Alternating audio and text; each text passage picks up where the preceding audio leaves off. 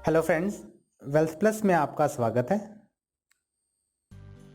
आइए अब बारी बारी से इन सभी भागों की जानकारी लें। सबसे पहले हम बात करते हैं इनपुट डिवाइसेस के बारे में। कंप्यूटर को निर्देश या कमांड देने के लिए इन इनपुट डिवाइसेस का प्रयोग किया जाता है। प्राथमिक अर्थात मुख्य इनपुट डिवाइसेस हैं कीबोर्ड और माउस। इसके अतिरिक्त बहुत सारी इनपुट डिवाइसेस अवेलेबल रहती हैं जिनसे आप अपनी निर्देश या कमांड को कंप्यूटर तक पहुंचा सकते हैं। वो सभी निर्देश जो आप इनपुट डिवाइसेस से देते हैं उन सभी पर कार्य करती है प्रोसेसिंग डिवाइस। प्रोसेसिंग डिवाइसेस अर्थात इनपुट डिवाइस के माध्यम से जो जानकारी या डेटा प्राप्त होता है उस पर प्रोसेस करना, जैसे डेटा को छांटना, डेटा को ऑर्डर में लगाना, उस पर कैलकुलेशन करना, रिजल्ट को स्टोर करना इत्यादि के लिए हर कंप्यूटर में एक प्रोसेसिंग डिवाइस होती है। इसे सीपीयू अर्थात सेंट्रल प्रोसेसिंग यूनिट कहते हैं। इसका मुख्य कार्य इनपुट डिवाइसेस जैसे कीबोर्ड और माउस से मिले हुए निर्देशों के ऊपर कार्य करना है। प्रोसेसिंग डिवाइस के द्वारा जो परिणाम या रिजल्ट तैयार होता है उसे आउटपुट डिवाइसेस के द्वारा प्रदर्शित किया जाता है, अर्थात आउटपुट डिवाइसेस के द्वारा दिखाया जाता है। कंप्यूटर में हो रहे कार्यों को देखने के लिए हम आउटपुट डिवाइस का प्रयोग होता है। जैसे जो कार्य आप कंप्यूटर पे कर रहे हैं उसे मॉनिटर की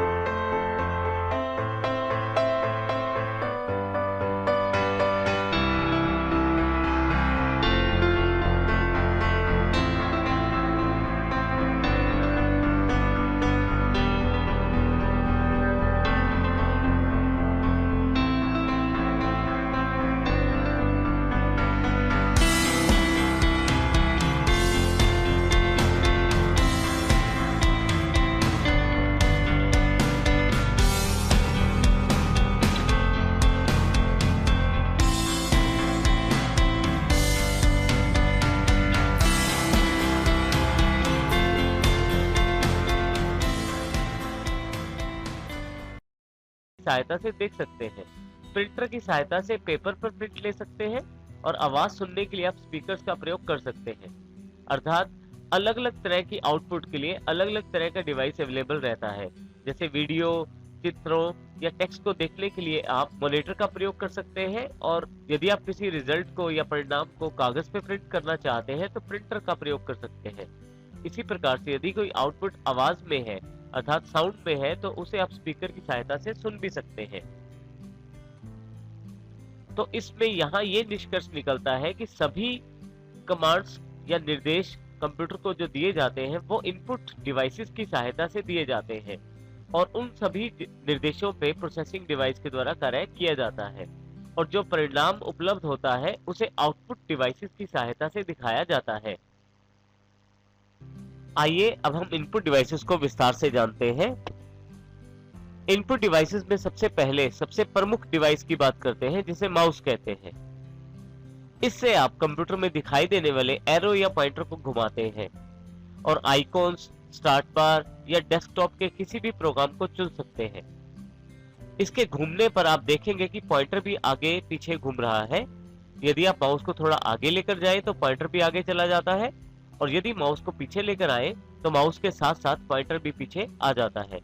इसका मतलब ये है कि जिस दिशा में आप माउस घुमाते हैं उसी दिशा में आपका पॉइंटर चला जाता है। माउस के ऊपर दो बटन होते हैं, लेफ्ट बटन और राइट बटन।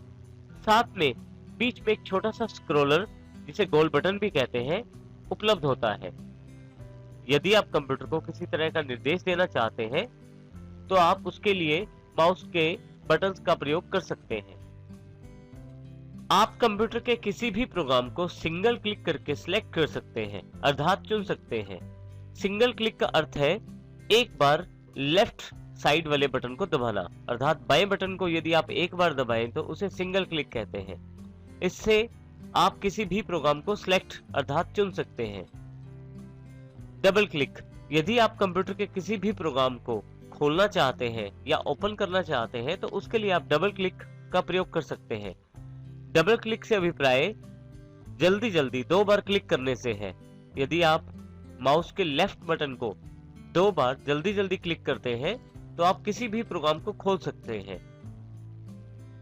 राइट क्लिक, यदि आप कहीं पे राइट क्लिक करते हैं तो उससे आपके कंप्यूटर में जिस स्थान पे आपने राइट क्लिक किया है उसके अनुसार एक विशिष्ट मेन्यू खुल जाएगा, जिसमें वो सभी कमांड्स होती हैं जो बार बार हम लोग प्रयोग करते हैं। तो राइट क्लिक का प्रयोग आप उस विशिष्ट मेन्यू को खोलने के लिए अर्थात उस स्पेशल मेन्यू को खोलने के लिए कर सकते हैं।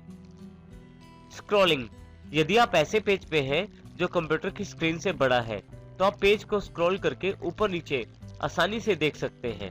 तो पेज को ऊपर नीचे करने के लिए आप स्क्रॉलर अर्थात जो बीच में गोल सा बटन है उसका प्रयोग कर सकते हैं।